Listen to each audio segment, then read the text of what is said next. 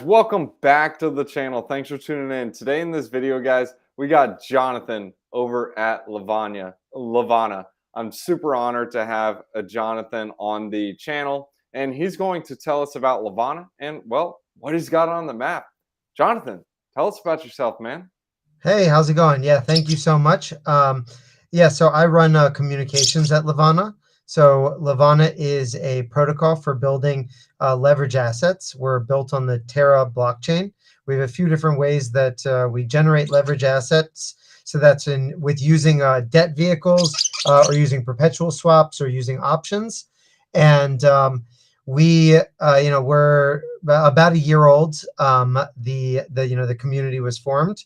I've been working in the crypto space for about 5 years now, and it is one of the things that I think that really separates us from some of the other DeFi products is a strong emphasis on gamification and storytelling. We're really inspired by AMMs, trading applications that have really engaging experiences built on top of them. So, for example, that would be Axie Infinity or DeFi Kingdom, and there's a few others. Even just I'm very close to the Immutable team and Gods Unchained, and then seeing when you take just the basics of technology found within DeFi, and then you make it applicable for a massive audience. So then you're really bridging the gap between all of the really cool and interesting technology that's being built within the DeFi ecosystem, and you're bridging it with a really massive audience, and that's what our goal is. Okay. So, based on what you're saying, you're kind of looking to be somewhat of a DeFi primitive on the Terra chain and bringing others into DeFi and kind of just giving that additional Lego block for people to leverage. Well, Am I it's two understanding? parts. The first part is creating the core primitives that then can be used by any entrepreneur and builder. And then the second is actually eating our own dog food and building a consumer product that will plug in and, no pun intended, will leverage the technology that we built in order to create unique experiences that can touch the lives of millions of people. I So like it. it's not being a protocol, but it's also about creating something that's really going directly for a consumer audience, even more so than many of the trading platforms that you find, or even just like financial technologies that you find within DeFi, where they really lend themselves to either an institutional audience or to a very crypto native degen audience. And I'm looking at things like Yearn Finance and Curve, which are phenomenal. But try to get like a casual consumer, someone that's traded on Robinhood or is like a TikTok user, to use those types of DeFi. It's just not happening. It's the learning curve is too tough, and the user interface is overly complex. So we anticipate, in addition to building a core protocol, to also build a reason that millions of people would interact with that protocol on a daily basis. And I think you're doing that with the dragons as well, because it kind of brings in users who normally wouldn't interact with DeFi. They would interact with the NFT side. And it looks like you're going to be using like these dragons as like a gamification for your protocol, which I really think is interesting. And I would like to hear more about that. Like, where these dragons come into play?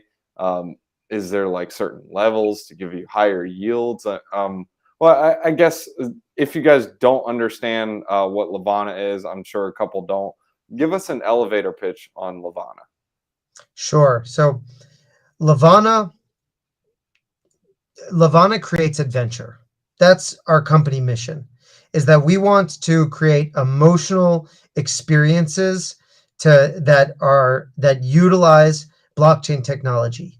And some of the most interesting things that you can build in blockchain are is a trading platform where somebody, especially with leverage, where somebody can really have phenomenal growth in their portfolio while at the same time can get totally wrecked, because that's kind of the danger in the two-sided coin of leverage. That's how we actually came up with the dragon as a mascot, is that a dragon is, if you've tamed a dragon and you can ride it and you can really just like geek out and use it as like, let's say like a pet or a companion, that's almost a superpower. And but if you get on the wrong side of a dragon, then it's going to fry you to a crisp. It's probably going to burn down your whole village, and it's going to steal all your gold. So that dualistic nature is a great mascot for the power that leverage can enable. And one of the things that we realized is that many core DeFi products have struggled to get a long-term consistent audience, and have struggled to build something that has a place or a purpose within a retail or a consumer person's life. And so that's really where the gamification comes in. What we realized is that you can build a strong community through through collectibles. And so we created, we wanted something that was slightly different. This is, my background in terms of NFTs goes back to about 2018. And before I get into kind of how we created our NFT launch and what we accomplished there, I want to share just a general insight that I found in terms of onboarding new consumers. So when you onboard a no-coiner into the pure crypto space, and let's say that you give them a pitch about, Bitcoin and sovereign currency and anti-inflation and, libertarianism. So that could get them to go out and make a Coinbase account or make a Binance account, and then they'll buy some Bitcoin, and then maybe they'll explore. They'll like get themselves some Cardano. Maybe they'll they'll buy some Doge and Shiba or whatever, and then they end up with this like whole salad that they don't know what any of it does. They don't care what any of it does. They just want to make money. They just want to go to the moon. And so they end up just trading altcoins on Binance. They do that for a couple months or a couple years, and now they're like crypto experts. But they really kind of never took any of the time to really learn about what are the value drivers of crypto or even how to use it. Now, pause for a second and let's look at the onboarding experience of a no-coiner that comes into the NFT space, which is another major on-ramp from a conceptual point to enter into crypto. What do they have to do? First of all, they need to get a MetaMask or the equivalent, and then install that on their Chrome browser. Then they need to fund it. Then they need to learn how to possibly set up the different chains. Yeah, they need to learn about different chains, and they need to learn about AMMs. And now they go and they use a dApp like OpenSea, which is really a dApp. And then they, on Terra, we've got Nowhere and Random Earth and some others that are coming out. But these are all self-custodial, and they're all on-chain applications. So they learn about gas. They learn about saving their 12 or 24 seed phrase. So NFTs is actually a much better onboarding to DeFi than just the traditional route of getting somebody to like own Bitcoin or even own Ethereum on a centralized exchange. So it's almost counterintuitive that the best way to get somebody to actually participate in decentralized finance is to get them to buy a bunch of JPEGs, or at least to be interested in a bunch of JPEGs. And then you can teach them all of these independent value drivers of the ecosystem, and then then they can learn about staking. They can learn about yields. They can learn about passive income or lending. And so we see that as really an educational path by creating what we did, which was the largest and most successful NFT drop in the entire Cosmos ecosystem. So we are a product on Terra. We had 6.3 thousand people participate. We had no whitelist, no friends had to invite friends or anything like that. We had no limit. You could mint as many NFTs as you wanted. So we had these 6,000 people mint 41,000 meteors. And then the meteors were essentially a loot box to whether you got a magic powder, dust, I think I saw your video on that, or eggs. And then we created this gamification, which has some advanced math in it, where the people with dust would have to interact with the people with eggs. And then there will be factions that are going to be created, and then they'll compete to see who can collect, the most amount of spirit level and, other attributes of rarities that are found within the items. And then that will represent the initial DAO members of the protocol's Good. community, and then it's really up to the community to decide how they want to coordinate and how they want to manage the future of the core protocol, which includes building a rather robust role-playing game and questing game that will plug into and utilize the features found within the leverage technology that we're building. Okay. I'm just writing down some notes because I want to ask you a couple of other things. So the biggest thing I really like about Levana, you kind of just said it on this conversation, is you're talking about the communities. I preach it all the time on my channel. You can build a protocol, you can fork a code, you can fork this, you can literally do anything you want with code, but you cannot fork communities. Everyone always asks me and says like, oh, Bitcoin's slow. It's just, how's the community? Oh yeah, it's one of the best Oh, okay, that makes sense. Or Ethereum. Ethereum has an extremely strong community, and everyone's like, nah, dude, that thing's 14 transactions a second. That thing's junk. And I'm like, okay, well, their community is very strong. That's the biggest thing you want to look for, and I see you guys focusing on that. And that's why I think it's really interesting how you're using the dragons to where instead it's like, oh yeah, bro, I got $1 billion in the protocol. I'm so cool. In like the LP pool. Instead, you're like, bro, I've been around when these dragons came out.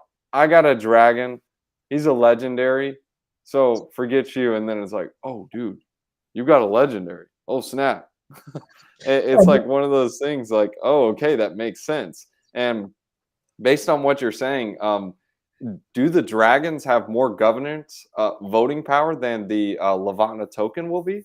I also heard you guys possibly would be given airdrops too. So we haven't made, there will be airdrops. Okay. It's important that the airdrops reflect the people that have been most, adding the most value to the community. We've been very tight-lipped about exactly what's the logic and mechanism and the math behind the distribution of the airdrop, because we're very concerned about it being gamed. So I'm not going to drop too much alpha there, other than saying that if you've been involved in the community and you paid attention, you've read the lore, all the information is there. People just have to piece it together. And it is, and for that reference, like we created this amazing backstory about how dragons got to Mars and who was the first dragon rider, and what was the way that the evil council of Martian elders tried to control the dragons, and the break-off groups of the free Martians that lived towards the equator rescued them, and this whole drama. So we've kind of like really tried to wrap everything in a narrative that's really an analogy for the whole crypto movement. And it is in terms of how the exact governance will work. So the governance is based around the governance token. And then there is the distribution of that, will be reflected by, community involvement. And and then further on in terms of increased integration, we anticipate and look forward to a lot of the creative ideas that have been coming directly from the community that are on our Discord. We've created these private group chats where, in order to be able to join them, you need to show with a signature of your wallet that you are a legendary holder or you are a Meteor holder. And we've seen some really amazing, I'd call it like proto DAO involvement and communication that's happening in these channels. And we really see here that, you had mentioned about community, and this is a real problem that we're working to solve, is that DeFi has become primarily mercenary, where it's Oh just yeah, chasing yield, big time. where I might have, let's say I've got a roll. It's like I've got like $3,000-4,000 in my, my crypto basket. So a new protocol comes out, I might dump it all into there, farm it for a month when the yield is high. As soon as the yield starts to drop, I just pull all my funding out. I move it, I dump all those tokens. Maybe I use like an automatic, yield compounder that So automatically you're the dumps. guy who keeps dumping on me. Uh, no, I'm actually I turned into a hodler. I I sold most of my Luna around $1. So those are the Hey, type I where feel the pain. I did 350. I didn't sell it all, but I sold a good amount. I was like, I'm doing good. I did a 3x. Nah. exactly, that was how I felt. I was like, wow, I could I could pay off some car payments. Um and then but so yeah, so I've really tried to be have a long-term vision, and to not want to be, it's like, because you never know. You never know where any of this is going. And so where nobody wants to be the pizza guy. And Yeah. it is it's a lot of it's a lot of fun getting to have the community involved. And what we've seen now is that we're creating something, a reason for people to be involved besides just chasing the highest yield. And whether it's through them influencing it, whether the love of the game that we created, just even the secondary market and people trading. We've had we sold, um, on the secondary market. There's been almost $5 million of trading volume of the NFTs over the past month, and that really surprised us. And we saw that there were just a lot of people that really had a lot of fun, and some of them apparently even did pretty well. Just hunting down the right types of meteors, hunting down the right types of dust, and the right types of eggs to make pairs. And that's exactly the type of engagement that we were hoping to see from the community as we designed the system. Right. So what it sounds like to me is that first you care about the community, which is really good. Second is it seems like the protocol is more focused on the game itself, to where it reminds me of DeFi Kingdoms. You mentioned DeFi Kingdoms, so that's why I use it as an example. And a lot of the viewers on this channel, they love DeFi Kingdoms. But what We I love it noticed too. from it is like DeFi Kingdoms did game first. However, they did have like a DEX on the back end, liquidity provide. So it basically teaches users about DeFi, but yet there's a game on the front end. So you're playing this game and you're like, oh yeah, I guess I can learn how to do this DeFi. It's kind of cool. And then it kind of teaches you about DeFi in a gamified way.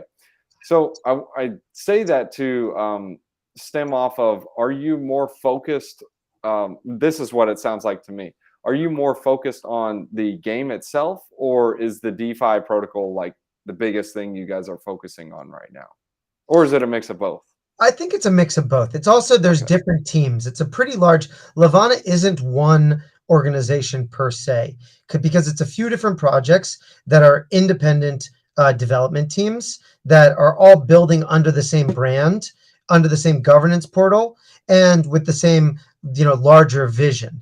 And so we've had people, so like the Perpetual Swap team is not the leverage basket team. They're not the DAO team, and they're not the NFT team. So those are each Right. independent groups. So for each group, that's really their main focus. And then as kind of a family, we come together to support each other and to drive this greater vision forward.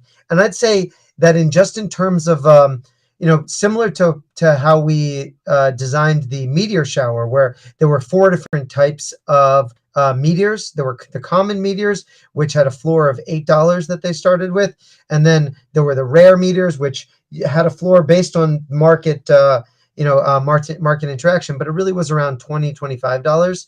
And then the ancients, I don't remember exactly, but I think they were around 100. And then the legendaries were around 2,500.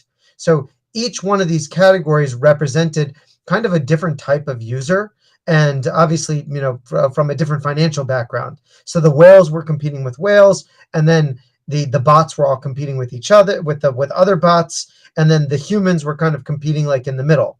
And that's really what we were hoping to see. And that's like looking at the analytics, that's what we saw.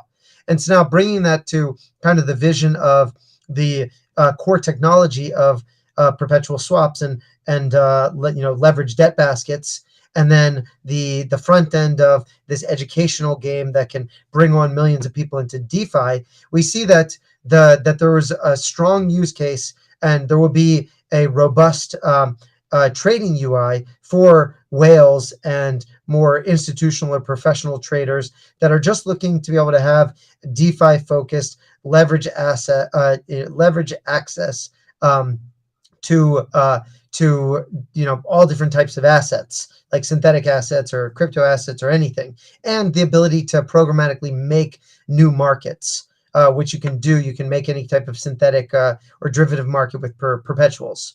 So the whale-focused asset or user experience is really going to be centered around the actual perpetual swap exchange.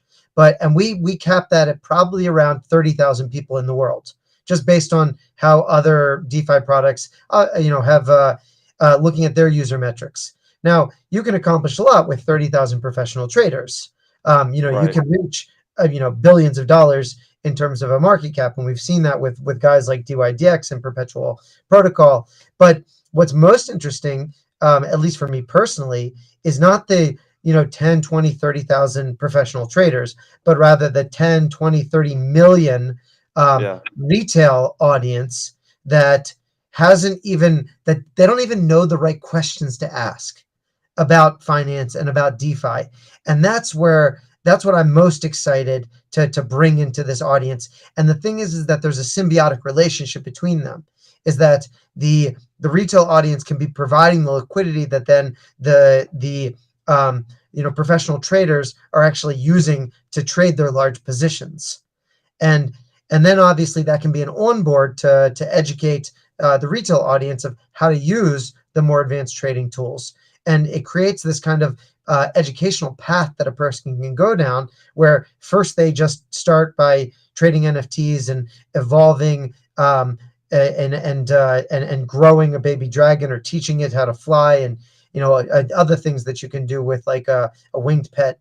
And they and then that's going to, if the protocol is successful, that's going to successfully educate that. First of all, it's going to build an emotion. It's going to build a brand and an emotional attachment that's far beyond just the yield farming hunting that you find within vanilla flavored DeFi. And then it's also going to educate them on many of the value drivers of DeFi, and then actually teach them how to become traders, or trade within perpetual markets themselves. Okay, that makes sense.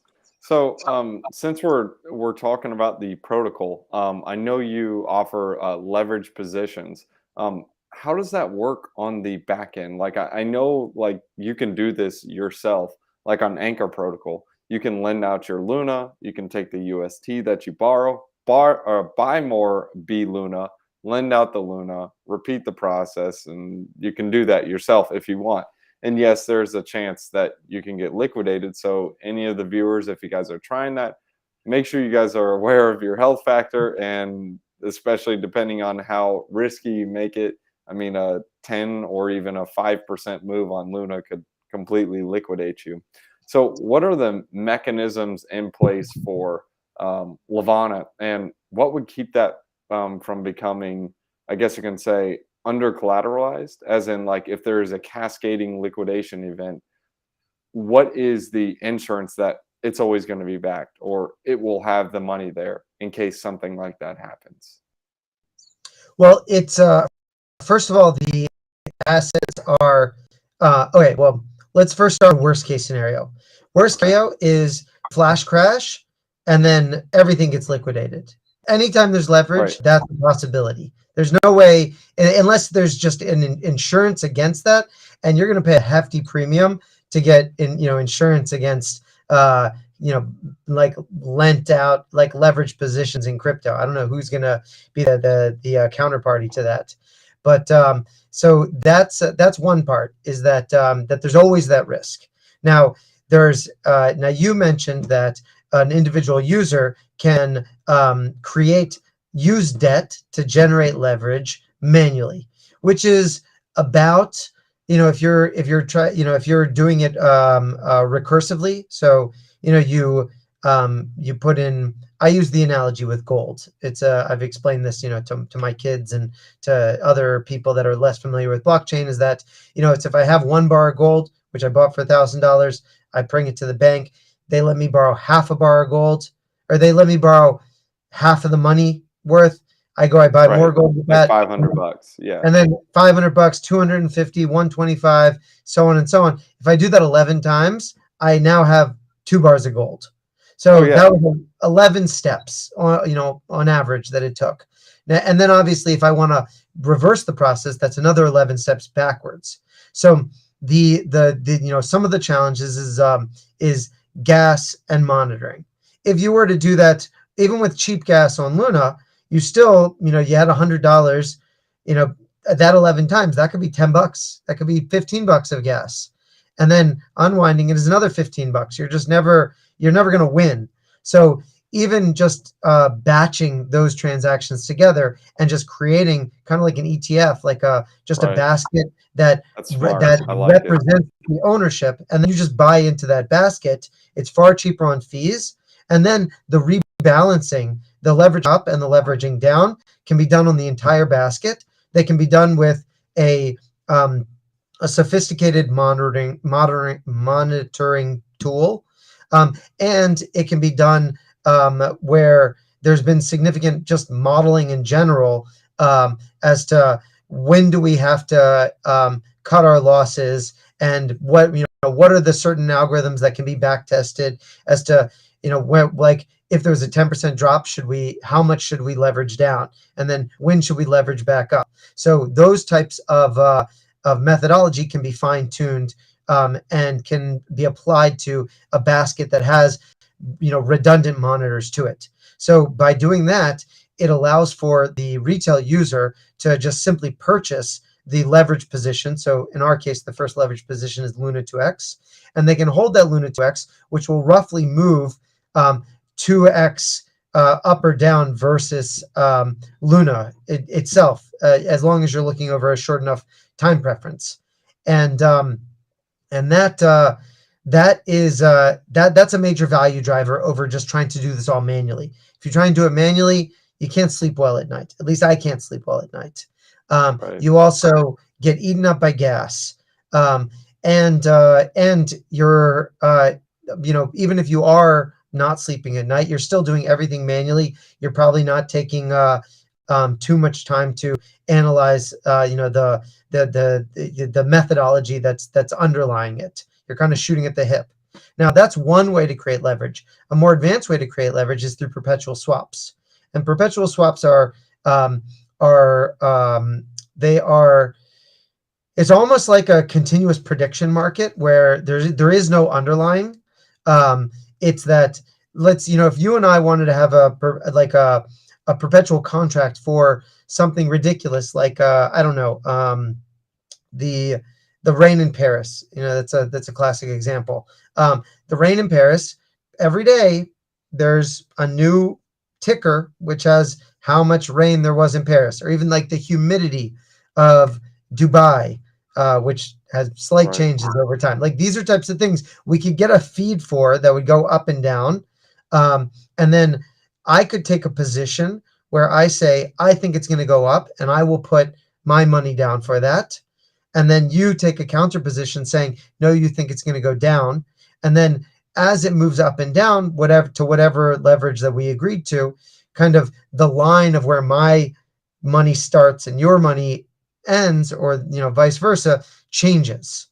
So to visualize that, it's kind of like there's a basketball court, and we lay out $100 bills. We put a flag in the middle, and then we're looking at like a television ticker. And then whenever it moves up or down 1%, we move it 1% closer to you or 1% closer to me. And then anytime either of us can close the tab, and we each just take whatever's on our side of the flag. So that's kind of like a very rudimentary analogy as to how a perpetual swap works. But because it's with so many people, and because it's it can be done as an also as a virtual AMM against a liquidity basket or a risk fund. So then you actually don't need to get forced out of a position if a counterparty closes. You're not directly dependent on a counterparty because you're trading against a pool. And then there's things like funding rates and like spread against the index, which encourage people to open and close positions or to take Right. short positions.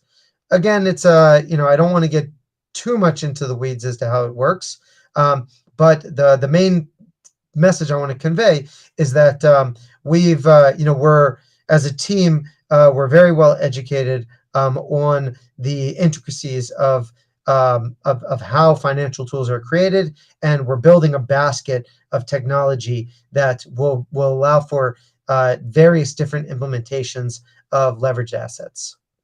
So you aren't getting, I guess you would say you aren't going as complex to something like, let's use like the S&P 500. S&P 500 is literally, you just take exposure. It's one-to-one exposure.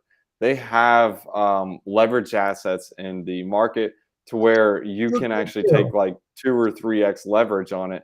However, it changes based on that day. So what I mean by this is, like, if it goes up 10% in one day, you'll get 10% on that day. But next day, it goes down 5%. You now go down 5% plus that 10% you had on that other day. So I'll give this example of this. I go from $10 to $11. That's my 10%.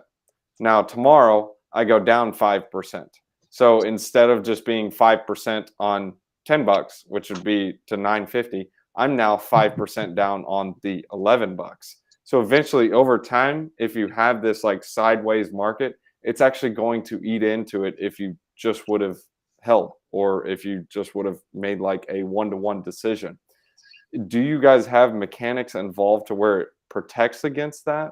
Or is that just one of those things like you are just taking a 2x leverage and you're just kind of sitting it and forgetting it? Like, I'm just trying to understand the mechanics of like the absolutely. rebates. So rebasing is something that has to occur with any type of leverage token.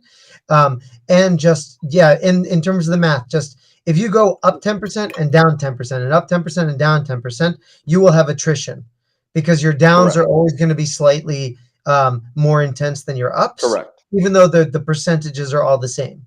So every tokenized leverage asset has attrition and then requires rebalancing in order to bring it back to something that is rational or is marketable to a consumer audience.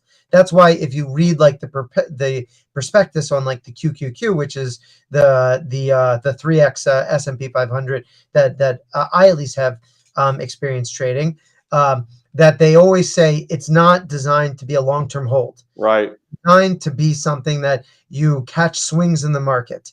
And the best use case for it, from what I found, is the market just dipped. Let's say I had Luna and Luna drops 30%. And I'm very bullish that we just hit a bottom and that we're going to just bounce back up. And there's going to be, that even if that 30% doesn't fully recover, there's at least going to be a 10% bounce off the bottom. So now I swap now into a leverage token. Now we have that 10% bounce off the bottom. I just now increased my bag when I swap back to the spot asset instead of the leverage asset. So right, because you go up 20% instead of 10 if it's 2x. Exactly. And so that is the most common use case. Now, because there's also debt that's involved, whenever you have a tokenized leverage asset, so it generated that token through debt. So there's fees on that debt, and there's usually a management fee as well. So that's how it's found within traditional finance, and that is essentially compensating anybody else who's providing the underlying collateral, which was then used to generate the debt and then to generate the leverage, because they're really taking on the most amount of risk, because they could just get wiped out, right. And they're not going to be. Then they have a long-term time preference, because unlike you, where you can trade into it and out of it, they're there as liquidity providers. So they're taking that risk that they could get wiped out, but they're not seeing those swings They're not swapping in and out from leverage to spot. So Right. that's why there has to be there has to be a rebasing to keep it from attrition to zero, and there has to be some type of a fee to keep the liquidity providers interested, so that they'll be willing to take the risk and provide liquidity for you. That makes sense. Okay. So where do you plan your rebasing? Are you just like, hey, if Luna goes down 10%, we need to rebase and cut our losses, or keep going? Or is it just like, hey, we rebase every single day at 8 p.m.? Like what So do you consider? so there's defaults, and there's standards of daily rebasing. A lot of it has to do with just the needs of the market, and Okay. so we are less rigid about the frequency, upon launch, and that's something that we anticipate will be optimized over time. Okay, that makes sense. So, based on what we were talking about earlier in the conversation, with the mechanics that you have, like having a 2x leverage token, obviously, I'm assuming you're going to have like 3x, 4x eventually, and other assets because you are a synthetic platform, similar to Mirror. So it's not only Luna. I'm sure you guys can list other assets itself. Do you plan on becoming an app that people can use these leverage assets to borrow against? Like, could there possibly even be like a leveraged AUST, or even I mean, I know it's kind of odd to Not mention sure. a stable So coin as that's leverage, kind of but like AUST, like leveraging that um is like is leveraging the yield is what I'm talking yeah, about. yeah, yeah. So I'm thinking like more like Alpha Homora, Yeah, um for like that type of a style. So it isn't the technology can support it. So that's really would be up to the community to decide that they wanted to move in that direction. It is I think it's a bit more complicated to degen is what we call yeah. it. There you go. Yeah, it's definitely more degen, and that has its good and its bad. So I think it's just about in terms of what's the second token that will be leveraged, or the third token, or after that. That's really going to be up to the DAO members to decide. I'd Right. like to see ETH 2x, BTC 2x, Sol 2x, things like that. Um, but it's I'm just a DAO member just like anybody else. Right. Okay, that makes sense. Okay. So, I know you're hinting at like some fees involved. I'm assuming because I looked in the white paper, it was like 0.15% or something per day. Does that all go to the stakers, or is there a portion that goes to the treasury? Like, I'm just trying to understand because I know you're dealing with a leverage platform, and even exchanges do this. It's most likely, well, it's not most likely. It is a very smart idea to build up a treasury. That way you have like an insurance fund. That way, Yep. worst case scenario, something does happen. It's like, okay, well, we can be the backstop. Um, do you have like plans in place for that? And if so, what are like the fees and mechanics involved? That way, anyone using Levana can understand what they're getting into. Well, the fees will be transparent. Okay. They will be variable. That's so they will be able to be adjusted based on how Supply the and demand. yeah, exactly. How we need to influence user behavior. If there's and also if we need to the fees can also be used to create an arbitrage that then it becomes worth it to just buy, let's say, buy Luna 2x and then liquidate it for the underlying assets that are there, or to go in the reverse direction and become a liquidity provider. And that will the fees are designed to incentivize liquidity providers. So when more liquidity is needed, so the fees will increase. When less liquidity is needed, so then it will decrease. And that's something that will be worked out. I think an equilibrium will be identified over time. Now, in Okay. terms of protocol owned treasury, absolutely. there are fees that are just collected by, there's a DAO treasury. So a portion of that, and that's going to be, it's not fixed on day one. We want the community to weigh in a voice as to what is the amount of fees that they want to be collected, taken away from the, because if you think about it like this, if you really look like, let's go with the argument of like taxation is theft, then if somebody's providing the liquidity, then those fees really are theirs. Now, if they want, True. they are also, DAO members. So if they want to support a portion of their fees going to something that has a long-term time preference, so then that should be a conversation, and and those are the conversations that have started to happen, in Discord and with the community members as a whole. I like it. Okay. So I want to give some community questions now that we kind of have an overview. I want to save the dragons for last because we got a couple Sure. of questions on those. But how will Levana fit into like the money Lego building? This is a community member that we have. He goes by the tag name Hero. But like, what strategies will there be? Like, can you use Anchor and Levana together, or like you have leverage assets? So, are you going to be able to, or do you think Anchor will list like Levana, or is that in the talks? Not Levana itself, but the Luna 2x position, to where you can borrow against that, and then I guess you can say loop again on the back end. I know it's super degen, So but I'm I saying don't like, I don't think so. Not, at least not that particular strategy, because again, that's it's very much focused on like a long-term time preference. Um, you know, lending against again, like using leverage tokens as collateral is very risky. Like it's risky for all parties involved. So I'm not yeah, look, what's nice about it, it's interoperable, it's composable, anybody can build whatever it is that they want. So of course, and then obviously in these other protocols like, Mirror and Anchor, they too can, vote. They have their own governance portals that can vote any access. But now, what I'm thinking is more interesting is the separation of Luna into yield generating Luna and principal Luna, with like Prism, and yeah, there's a few other players that are doing similar things.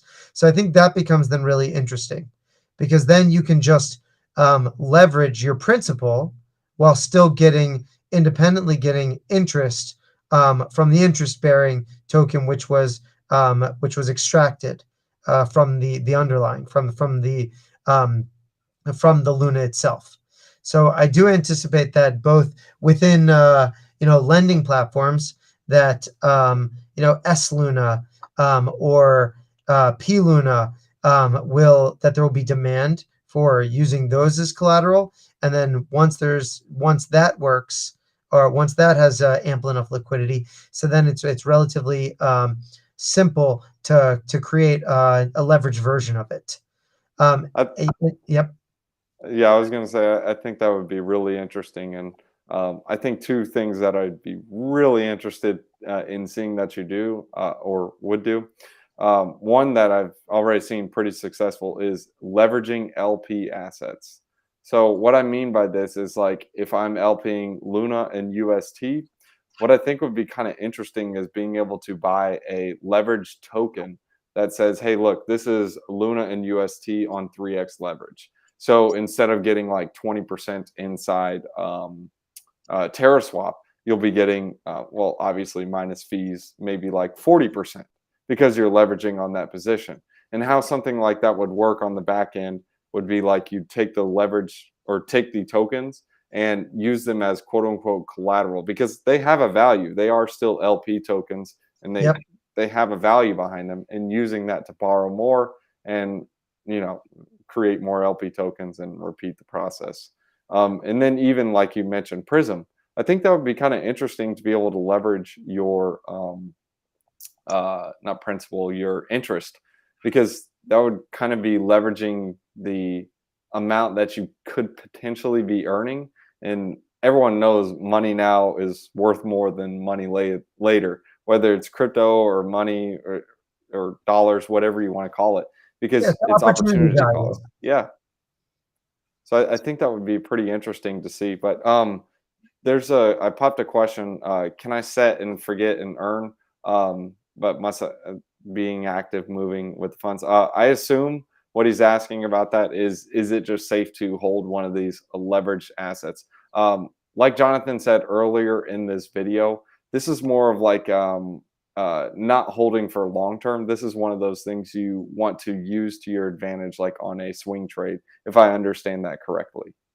So yes, anytime that you have leverage, so you're paying an ongoing fee to take that extended position. So now, in many cases, that you can do very well, um, having a long term leverage position. But at least for my personal strategies with trading leverage, I've always used them as as either part of day trading strategies, which you might trade every day, and you just trade in and out of leverage positions, and you catch, look, if you have 10x leverage, you catch a 1% swing, that's in the right direction. That made your month, you know, Yeah. um, and so that there's, I mean, you can get wrecked as well, but it can be very powerful. So I wouldn't use them for set and forget. I would use them for active capital management. It's a good point. And then one more question on the screen is that an equivalent protocol to Rari Capital? How would you accumulate liquidity for the reward or for your reward token? So these are two different, yeah, very different questions. So Rari Capital has a lot of different strategies that are both, automated and semi-automated or manual. I've known the guys at Rari for a couple years now. They're absolutely brilliant, very young guys from the West Coast. I guess they're not as young as they used to be. I guess none of us are as young as we used to be. Yeah. Um, but they're very, yeah, extremely smart and talented. Um, so there's similar reasons. With Rari, at least how I've used Rari was I put in stable coins, and then they adjusted my stablecoin exposure to different strategies, and then they Right. automatically rebalanced it. So this is not really the same investment strategy. This is that I want directional exposure to an asset, and um, I want extended exposure to that asset beyond what my initial capital can provide. So let's say I have enough money to buy a zero point 0.1 Bitcoin, but with 10x leverage, so then I can get the equivalent benefit as if I had bought a whole Bitcoin. So now Bitcoin Right. goes up $10,000. Even though I only had a tenth of a Bitcoin, I still got that $10,000 benefit. Correct. And so that's kind of the difference in strategy. Now the second question of how will you accumulate liquidity for your reward token? So liquidity, to today, what we're doing is looking at best practices. It's important to incentivize long-term holding. So and to incentivize pairs against stable coins.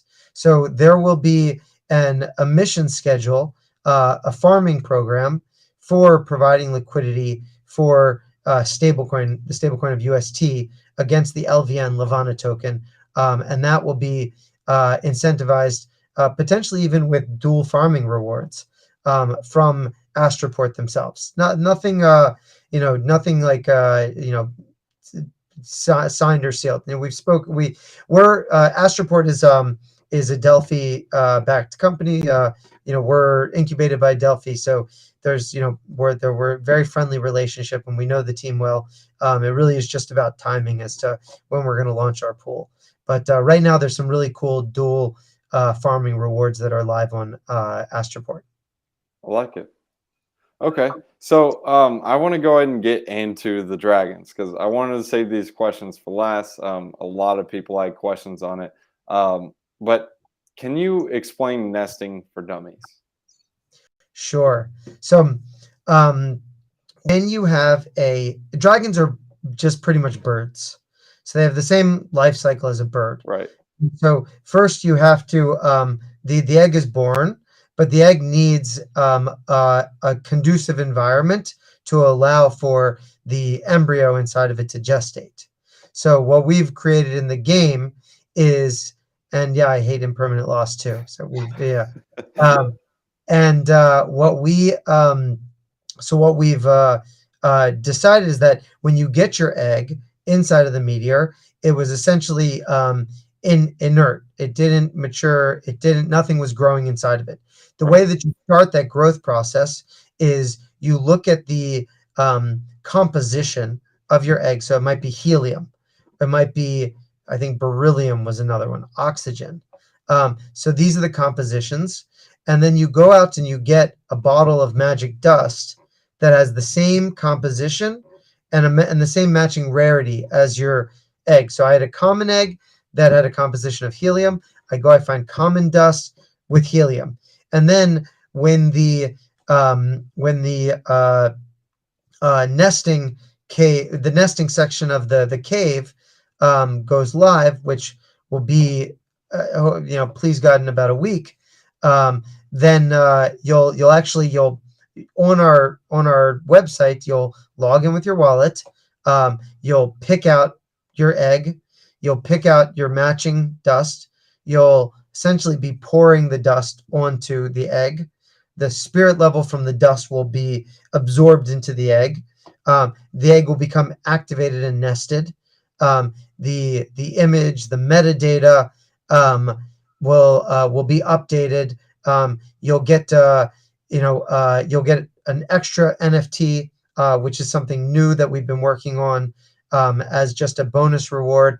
And if you used more than a quarter bottle of dust, you'll get uh, you'll get um, you'll get change. So if you used a whole bottle of dust, you'll get a quarter and a half back. If you used a half, you'll get a quarter back, etc. And then the egg will be activated, and it will also its class of NFT will actually have changed from an egg to a dragon because it's a dragon that's in the process of being born.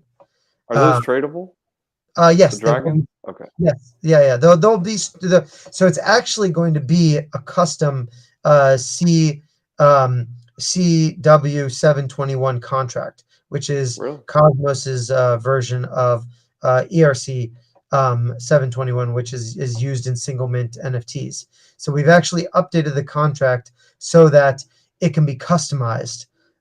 What the NFT itself can be influenced by the end user, the owner of it. So the Right. next stage of hatching, of has of getting to the hatching process, the nest of going through nesting, um, is going to be we're going to be revealing certain other magic dust that can change things like the type of spikes, the eye Really? color, the types of wings, various different aspects. So you'll actually be able to go out and then and get those. You'll be able to win or get from the secondary market or crack from your own meteors or just directly trade.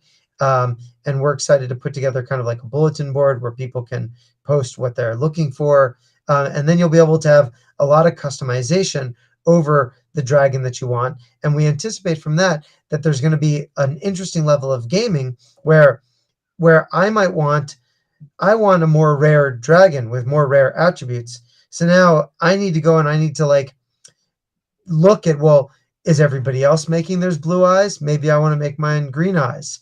Which is the more rare. So there's this kind of like new aspect to NFTs that we've never seen in any other NFT launch before, where you actually can perform actions which will make the final evolution more or less rare. That's pretty crazy. I kind of like that. That's cool. So, basically, from what you're saying, is that the market can determine what is rare and not rare because if someone thinks, oh yeah, blue is cool, and everyone does blue, and the one guy who does orange, well, that could really be like the rare dragon. And that was kind of a question that I had as well. As I know spirit level, the higher the spirit level, the better. And there's only 8,888 eggs.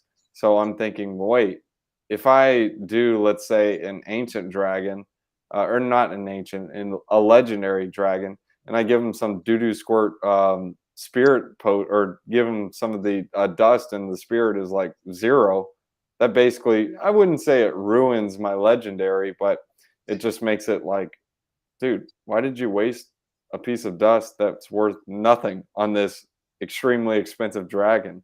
So I'm kind of curious. Do you have any worries, like if well, I guess it's the market just being the market. It just seems that there may be some people who don't care to learn out about the game or learn how the different factors are involved in it, and are just like, oh, dust dragon, let's do it. What do you think? So it's a great point. So we did keep it within tiers, so that the ancient dust has higher spirit levels than the rare dust, which has higher spirit levels than the common dust. So to hatch an ancient dragon, you are going to need to use ancient items. So there is going to be a comparison, or a different floor in terms of spirit level, than you would find at the lower tiers. And again, this was to make the game accessible to all different types of retail participants. So if you just want to be competing and playing with, what we didn't want was that whales could come in and just buy up all the valuable stuff, and then everybody else was screwed. So that was why we broke it up into like clear, commons are competing with commons, rares are competing with rares, ancients with ancients, and legendary with legendary.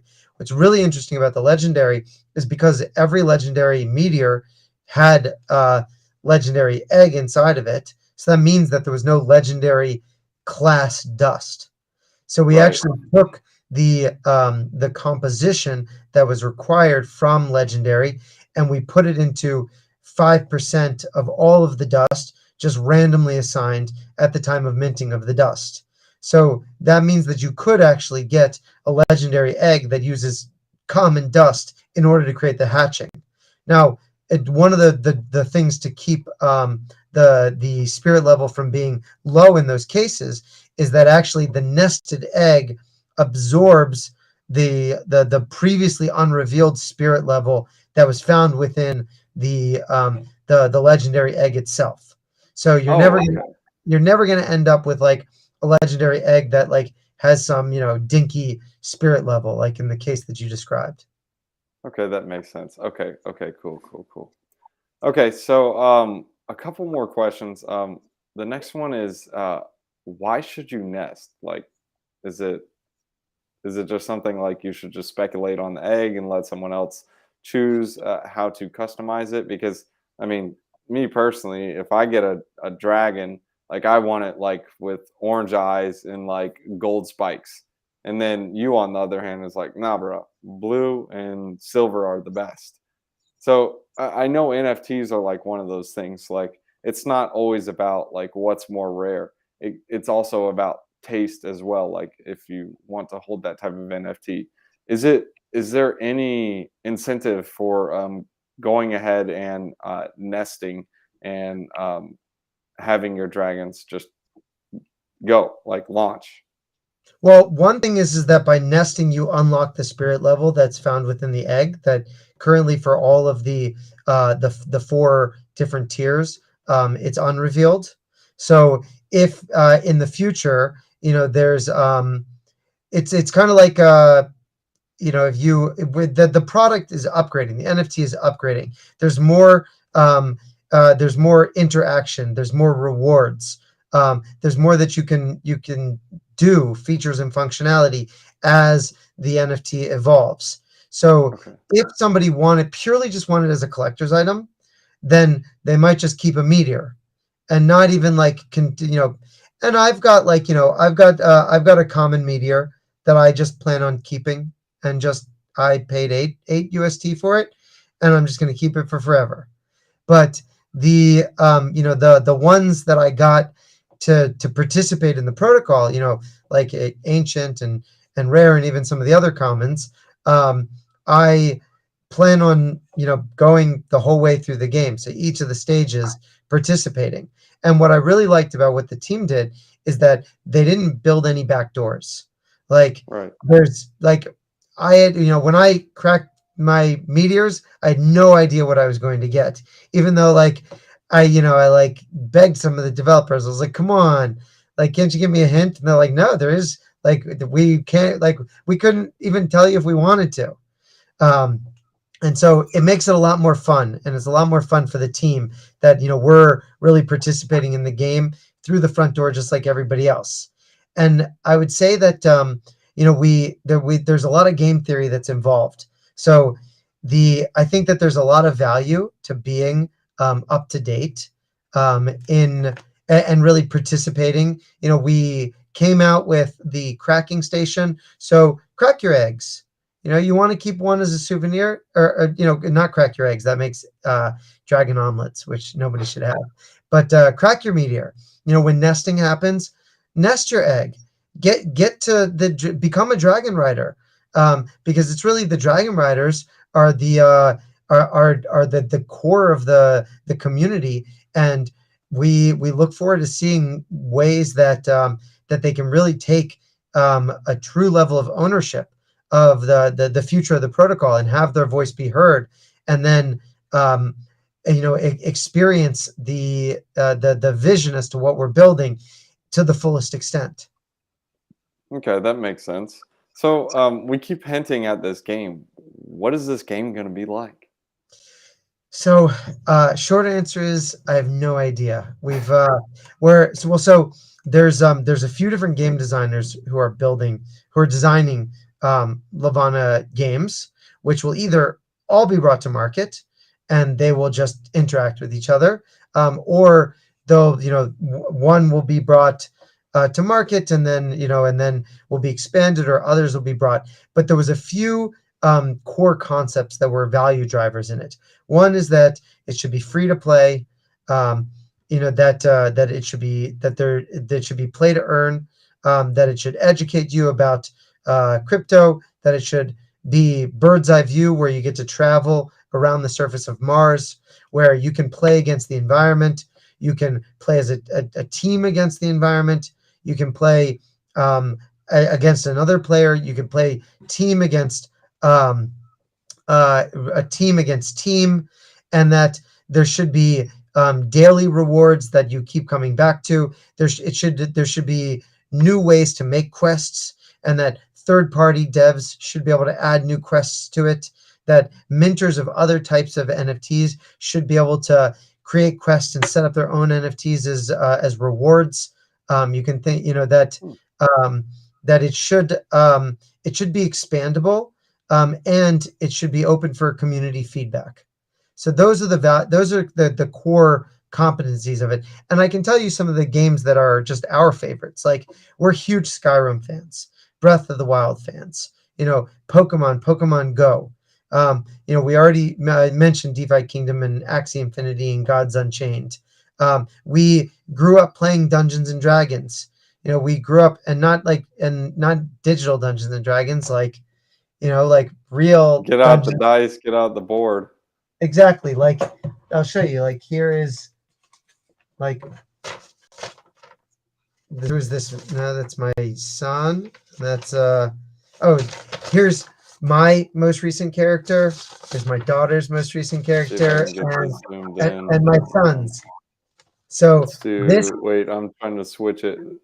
How do I? Oh, there we go. Okay, go ahead. Well, I mean, it's nothing fancy. All I'm saying is that this is what we draw from inspiration. Like the true role-playing games that requires creativity, requires storytelling, and can create an immersive experience that can be enjoyed by, like somebody in their late 30s or somebody that's like a tween. So building something out like that, that's what our ultimate goal is. I see there was an interesting question, which is, can you have twins in one egg? So no, there are no twins in one egg, but you can nest and hatch and raise multiple dragons. Okay. Okay. All right. So let's see. So game. Two more questions.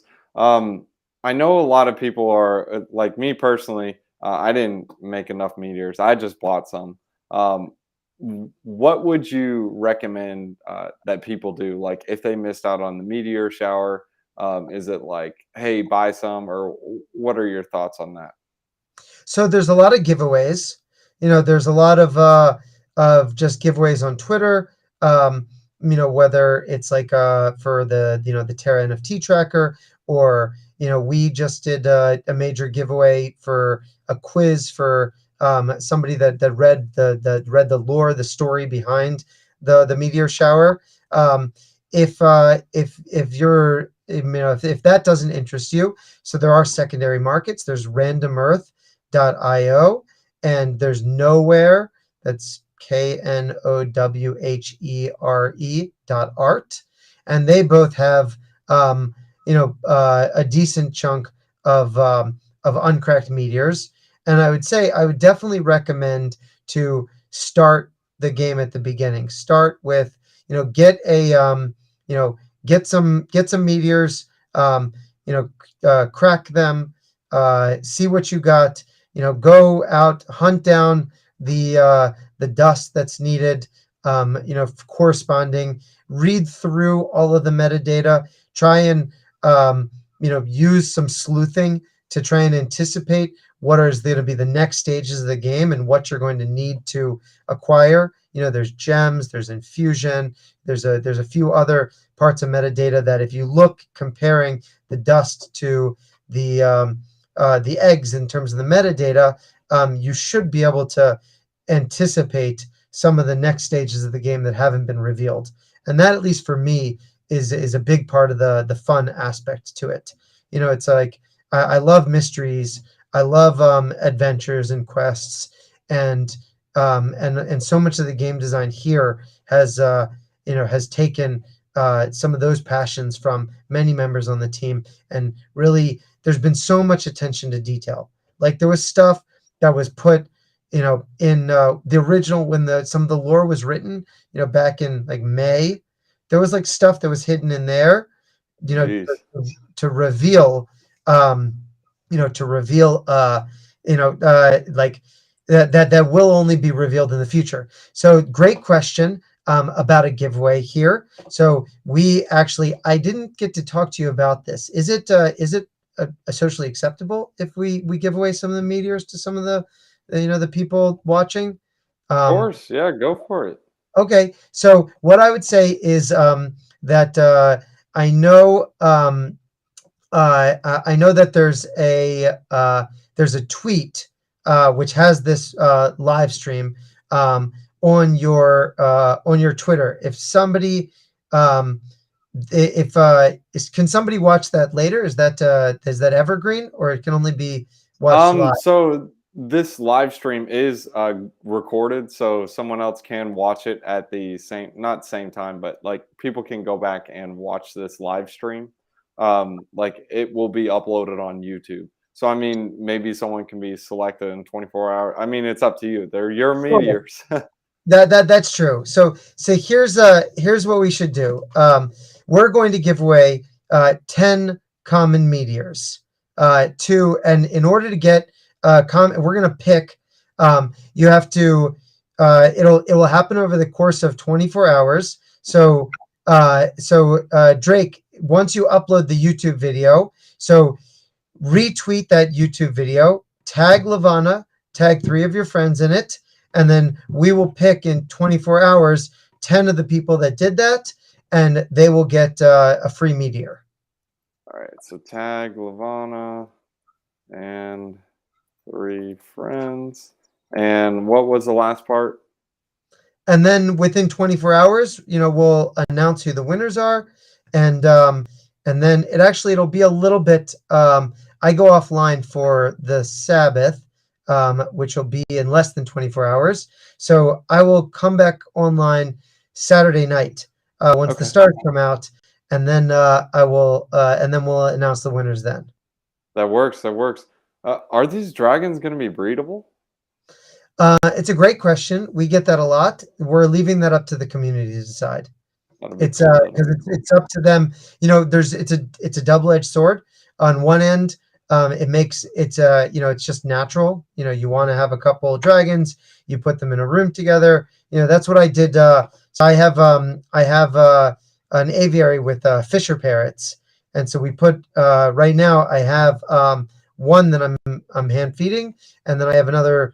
I have about another 6 eggs that I'm really hoping will hatch. So if you put dragons together, naturally they do reproduce, but that can also add inflation to the natural number. And so it'll be up to the community to decide whether or not they want that to be a part of the game.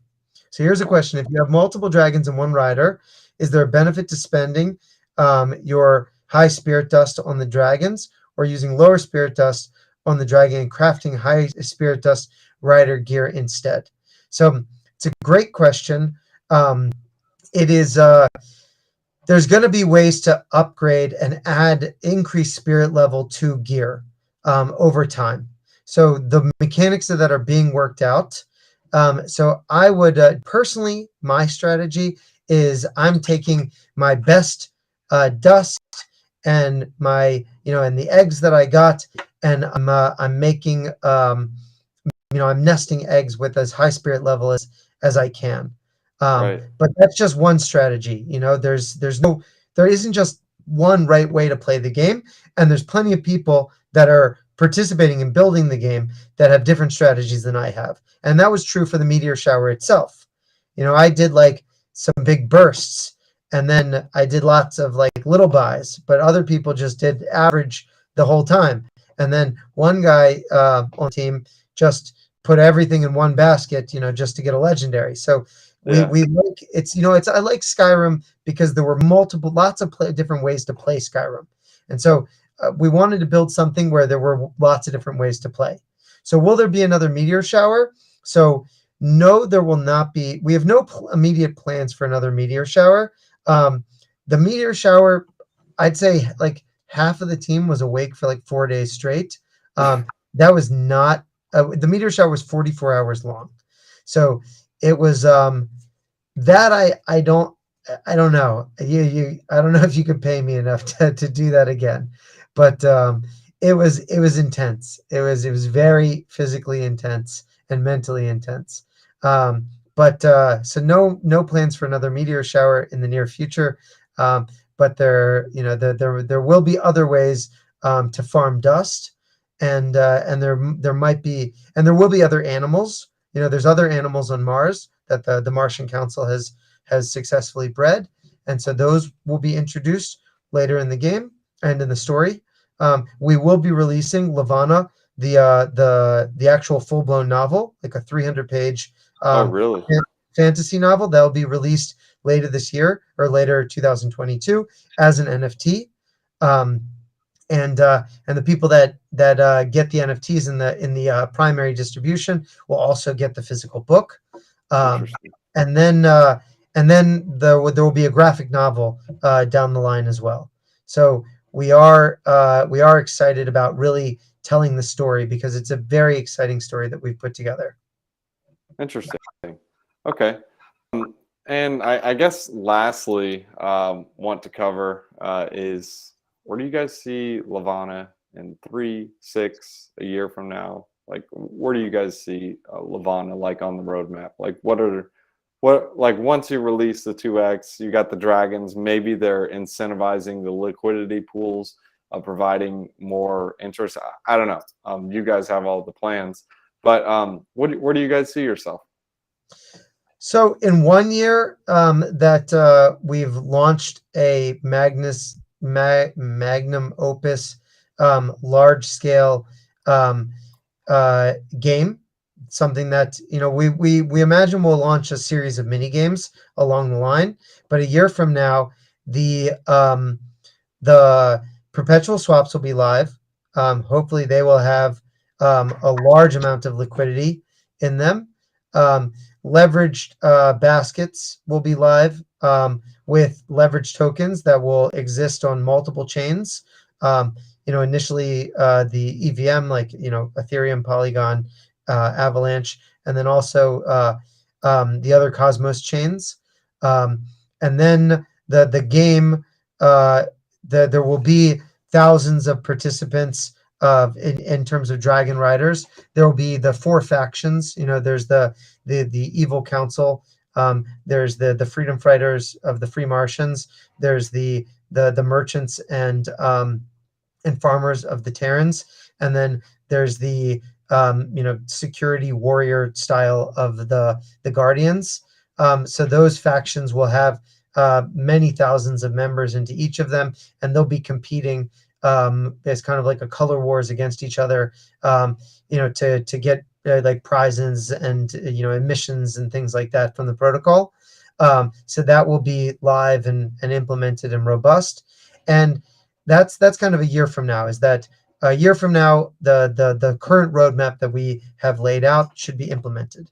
3 years from now, we are the largest DApp in terms of daily active users, monthly active users, economic activity, and growth trajectory. That we've got millions of people playing our games and learning about DeFi, onboarding into DeFi, collecting our NFTs, trading on our trading platforms, leveraging up in-game assets, synthetic assets, real-world assets, crypto assets, whatever it is that they want. That there should be, in 6 years out, there should be a number, besides just our game or series of games being built on top of our core protocol. There should be dozens of other applications, created by talented entrepreneurs, building out use cases for perpetual swaps, options trading, leverage debt baskets, etc. Using it for just a number of different creative experiences and creative financial tools that we didn't even begin to brainstorm about. It takes me back to like this. I saw this interview with Andreessen, when he invested in Netscape. I think it was Andreessen. So this must have been like 1992 or 1993. And he was explaining why he invested in a web browser. And really had to stop and say, well, here's what a web browser does. It's an application that allows for a visual representation of the files that are on a server. And this is called the World Wide Web. And anybody can make a website, and then that website can be, browsed by anybody in the world. And so one of the reporters, raised their hand, and she asked him, she said, well, what are the websites that you're most excited about and that you really think showcase the power of this web browser, that you just helped bring to market? And he said, the exciting parts of what will happen in a web browser haven't even been thought of yet. Right. We're building a fundamental tool that people are going to build amazing things on top of. And that's really where I think we're going to shine. And I think that we can show an excellent use case and flexibility of the core technology through a gamified experience. And all of that is built on a very sound token economic model with on-chain governance controlled by a DAO, with protocol-owned liquidity, with the most lucrative and flexible trading technology that really is known to man today, which is the perpetual swap. Yeah, no, I like it. It's a good vision. I'm pretty excited to see what comes out of this. You've probably seen a couple of videos on Levana, but I love how you guys put community first, and that's what I'm looking forward to, especially the journey you guys are going to be on. And being that it's going to be like a DeFi primitive on Terra, so I think it's going to be super interesting with what you guys are doing. Excited to see what happens, especially for this gameplay, man. Yeah, and I'd love to talk shop offline and show you a little bit of where we're up to into the it's fun to do these podcasts and live streams and everything, because it's a great way to meet the community, to get to do an AMM, to hear more feedback. But at the same time, there's the element of like surprise and just adventure and wonder is, is foundational to who we are as an organization. And so there's a lot of cool stuff that I'd love to get your feedback on, Drake, that I also just don't want to be, spoiling some of the excitement that's going to come out in the future. So maybe we'll have an opportunity to chat, and you can tell me what you think about some of the stuff that the team has come up with. I love it. I wish I had more than 2 years. Yeah. Is there any piece of alpha or any thing that we didn't cover that you think the community should know about? That's I would say not the main alpha is derived from the from the Discord. Is that if you really want to get involved in what we're doing, and to be on top of it, join the Discord, say hi, get yourself a Meteor. If you don't have a Terra wallet, it's just like a MetaMask wallet. It's free. You just you install it on Chrome, or you can install it on your mobile phone. You just connect to any of the stores through like Wallet Connect if it's on your phone, or through browser extension. And it's if you have trouble onboarding into Terra, please reach out to us on our Twitter DMs. We'll point you in the right direction there. Just play around with what we've done so far, and read the content, and we will and you will see exciting stuff come from that. We're really excited about it. The community is really excited about it, and the best alpha is happening on Discord. I like it. I like it.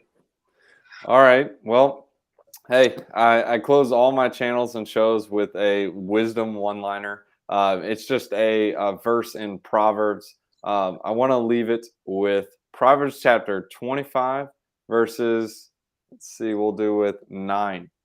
If you take your neighbor to court, do not betray another's confidence, or the one who hears it may shame you, and the charge against you will stand. That's true if you think about it. So the first part, it says, if you take your neighbor to court, do not betray another's confidence. And then the second part is, or the one who hears it may shame you, and the charge against you will stand. So it's almost like, yeah, you may have like a gossip here or there, like, hey, bro, don't tell dad type of thing.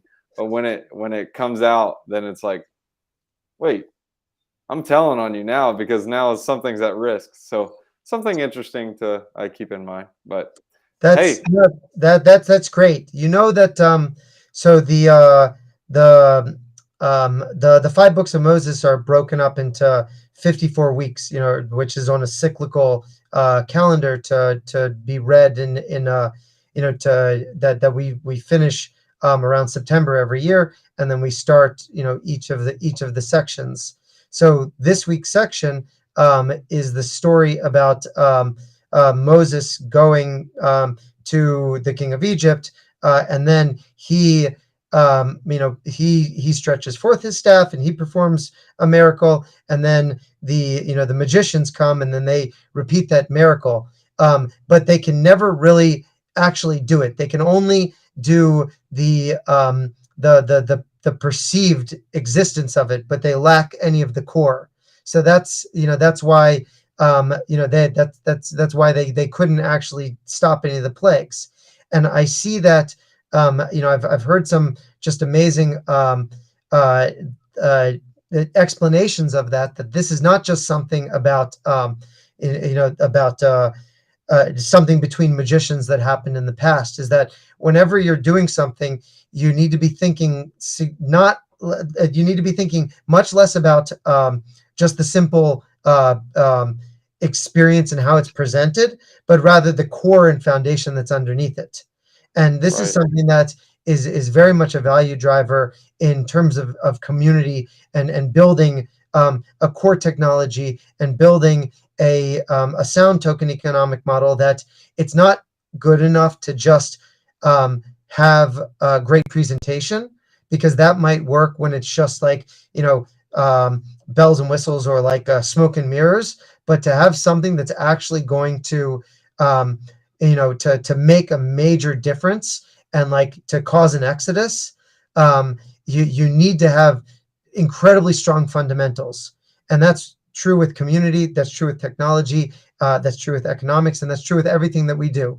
We want everything to be built full from the ground up, and then only then present itself and reveal itself. And that was exactly, the roughly, like, the majority of his life, that Moses spent in Midian when he left Egypt, was focused around building out that core so that he was prepared to come and perform the Exodus. I love Yeah. it. No, Yeah. I agree with that. Yep. Jonathan, So thank you so much for your time. I appreciate you jumping on the show. I appreciate you jumping on the channel and spilling some alpha on Levana. Thanks for jumping on, Jonathan. All right. Thank you, guys. Cheers. Bye.